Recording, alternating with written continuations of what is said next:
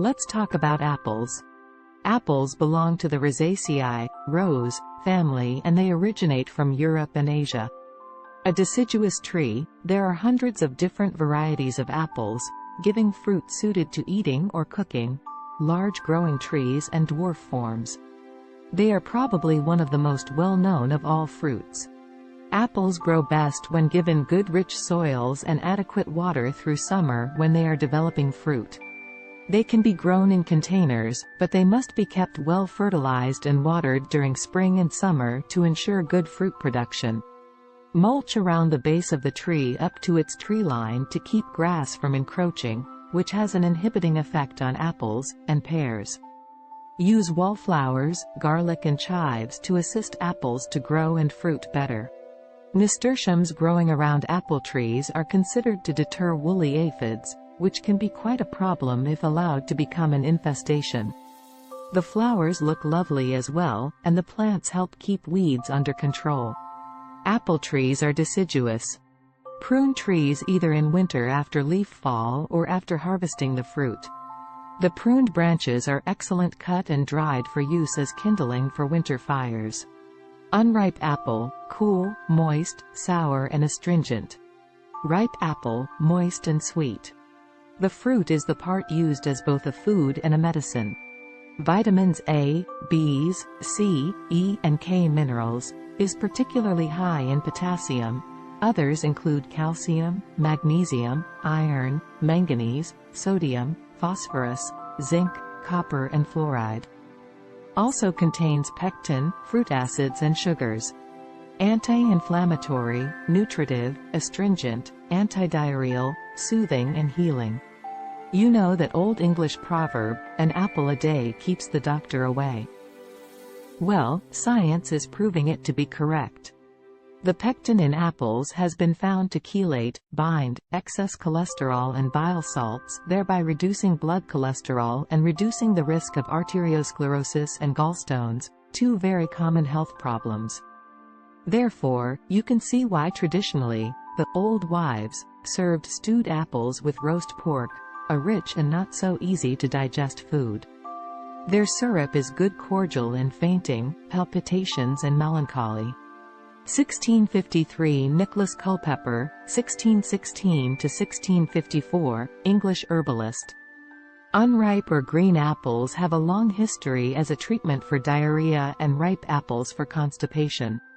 Raw or ripe apples have a cleansing effect on the body and a cooling, soothing action, and so they are very useful for inflammatory conditions such as indigestion, arthritis, gout, gastric ulceration and urinary system infections.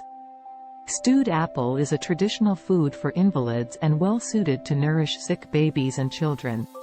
Apple tea is a refreshingly healing drink for colic and other digestive problems or for colds. Prepare this by using fresh raw apples with the skin on, finely chopped, and pour boiling water over to infuse. Smell an old sweet apple to recover strength tea. Dr. John Keyes, physician to Elizabeth I. For apples, there is not generally considered a recommended daily dose, unless you want to remember that old adage, an apple a day. Ripe apples can be consumed as one likes, though keep in mind that this may not be wise for diabetics, as ripe apples have a high sugar content. Green apples, unripe, are not recommended to be eaten unless you have diarrhea. If you do, then consume until your bowel motions are more regular. This herb has so many culinary uses. To eat straight as a refreshing and nourishing snack, dried, cooked, baked and included in cakes, desserts, and preserves. The pectin in apples assists jam to set and can be included in jams with fruits that require a setting agent, e.g. strawberry jam. Pectin or ascorbic acid is often included in recipes for this action. Hot apple juice.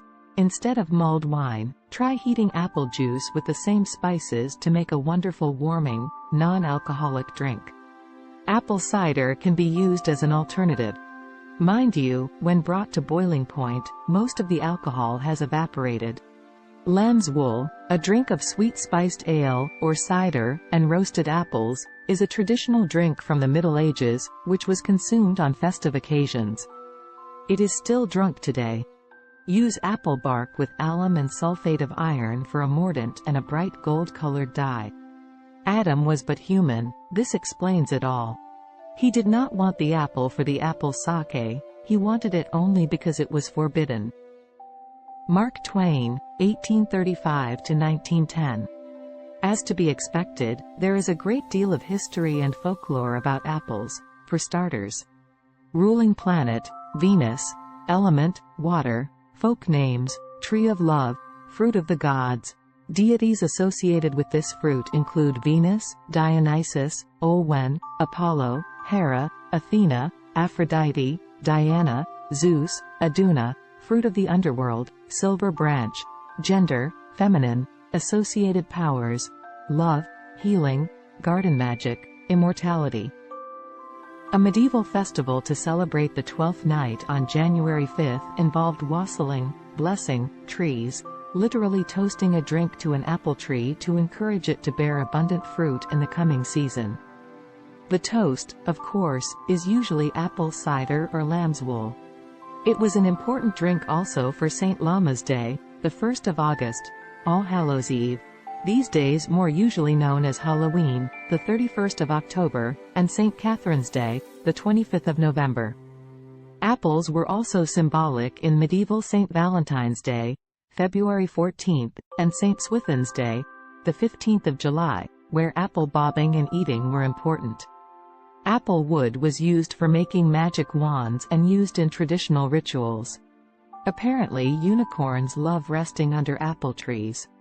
Flower essence of apple blossom is used to detox the mind of negative thoughts and thereby to help the body and mind restore itself to well-being. I help to unlock the true wellspring of health and bring harmony to life. This affirmation reflects both traditional, folklore and medicinal uses of apples as a great healer, as well as a wonderful nourishing food.